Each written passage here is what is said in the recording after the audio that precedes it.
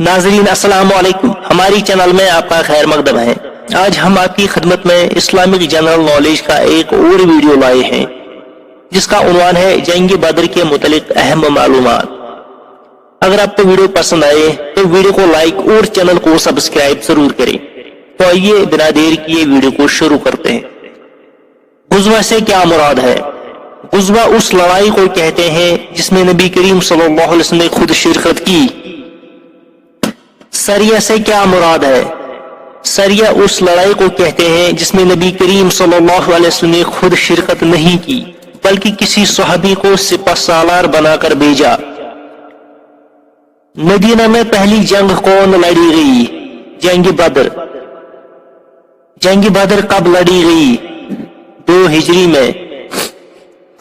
جنگ بدر کس مقام پر لڑی گئی؟ بدر کے کنویں کے پاس۔ بدر کے موقع پر نبی کریم صلی اللہ علیہ وسلم نے کیا دعا مانگی؟ یا اللہ، اگر آج یہ مٹھی بھر مسلمان ختم ہو گئے تو پھر دنیا میں کوئی تیرا نام لیوا نہ ہوگا۔ جنگ بدر میں مسلمانوں کی تعداد کتنی تھی؟ 313۔ جنگ بدر میں کفار کی تعداد کتنی تھی؟ 1000۔ جنگ بدر میں کافروں کے سربراہ کون تھے؟ ابو جہل۔ جنگ بدر میں دوبدو لڑائی کے لیے کون سے سردار نکلے؟ عتبہ، شیبہ اور ولید بن عتبہ۔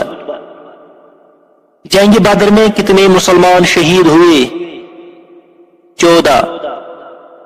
جنگ بدر میں کتنے کفار مارے گئے؟ تقریباً 70۔ جنگ بدر میں کتنے کافروں کو قیدی بنایا گیا؟ تقریباً 70۔ ولید کو کس نے مارا؟ حضرت علی رضی اللہ تعالیٰ عنہ نے۔ عتبہ کو کس نے مارا؟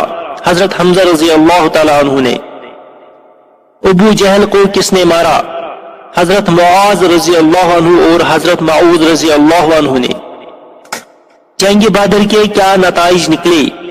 مسلمانوں کو فتح نصیب ہوئی۔